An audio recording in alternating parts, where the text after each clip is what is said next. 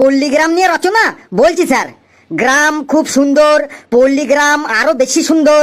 গ্রামে অনেক গাছপালা থাকে, গ্রামের বেশিরভাগ মানুষ কৃষি কাজ করে, গ্রামের বেশিরভাগ মানুষ বাড়িতে গরু ছাগল পোষে, আবার কেউ কেউ মুরগিও পোষে।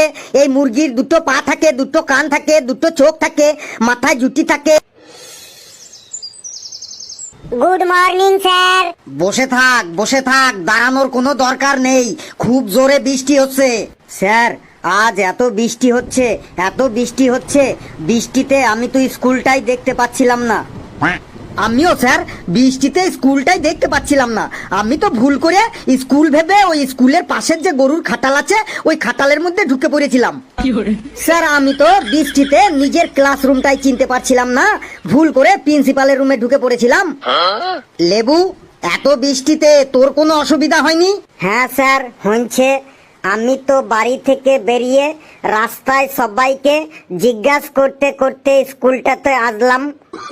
লেবু, একটু বাড়াবাড়ি বলে ফেললি না? স্যার যেটো হয়েছে সেটাই বললাম। স্যার আমি আমার অসুবিধার কথা বলবো? না থাক, আর কাউকে অসুবিধার কথা বলতে হবে না। এই বৃষ্টি দু একদিনের মধ্যেই কমে যাবে।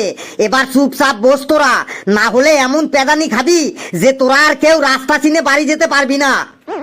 স্যার একটা ভেরি ভেরি ইম্পর্ট্যান্ট কথা বলবো, আমার কথা শুনবেন? বল, তোর আবার কি কথা শুনি?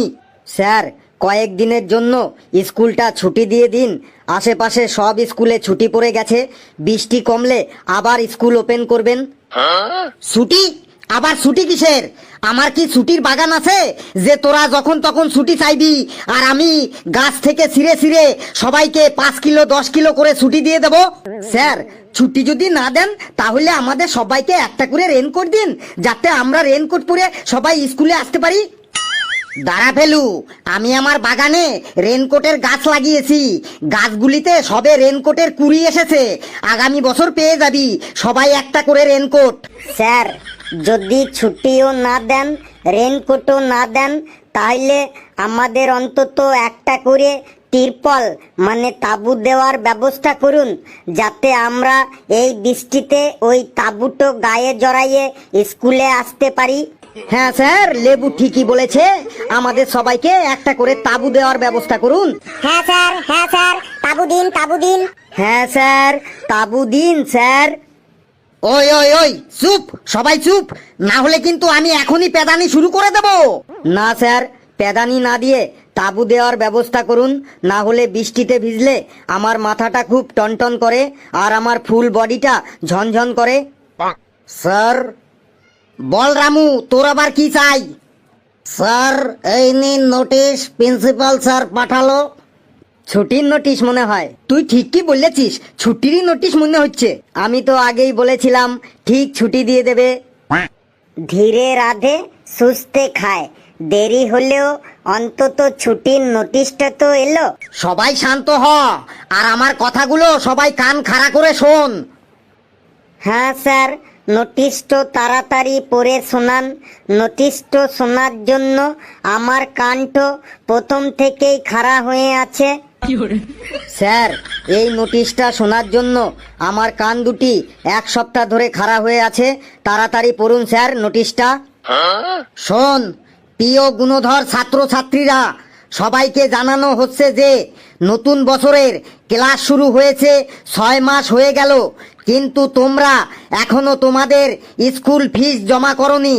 তোমাদের কঠোরভাবে জানানো হচ্ছে যে আগামী 7 দিনের মধ্যে তোমরা তোমাদের স্কুল ফিস প্রিন্সিপাল অফিসে জমা করে দেবে। যে ছাত্র 7 দিনের মধ্যে ফিস জমা না করবে তার নাম কেটে তাকে ধাক্কা দিয়ে স্কুল থেকে তাড়িয়ে দেওয়া হবে। ইতি তোমাদের সকলের আদরের প্রিয় প্রিন্সিপাল স্যার। এই এবার বল, তোদের মধ্যে কার কার এখনো স্কুল ফিস জমা দিতে বাকি আছে? দাঁড়া। আরে বাপ রে বাপ, পেশি ছাড়া কেউ তো স্কুল ফিস জমা করিসনি। তোরা এখনো স্কুল ফিস জমা করিসনি কেন? স্যার একটা কথা আছে, কর্ম করে যাও, ফলের চিন্তা করো না। ঘেটু, তুই আমাকে বেশি আর জ্ঞানের কথা শেখাস না। কিরে কালু, তুই এখনো স্কুল ফিস জমা করিসনি কেন বল?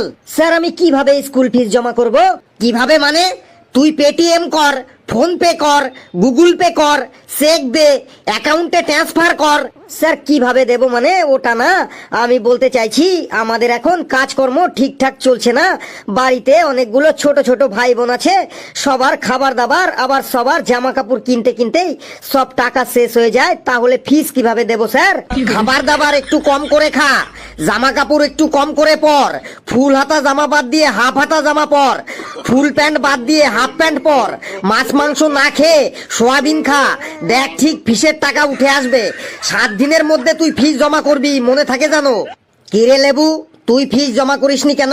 স্যার 12 দিন ধরে আমি ওষুধ খাচ্ছি স্যার। মেলাতে চিলি চিকেন খেয়ে আমার 12 দিন ধরে পেটটোতে খুব ব্যথা করছিল, তাই ফিসের টাকাটো দিয়ে আমি ওষুধ কিনে খাচ্ছি, তাই ফিস দিতে পারিনি স্যার। কিন্তু স্যার ফিসটো আমি দিন দেব, পেটটো ঠিক হলেই ফিসটো আমি দিন দেবো স্যার। আপনার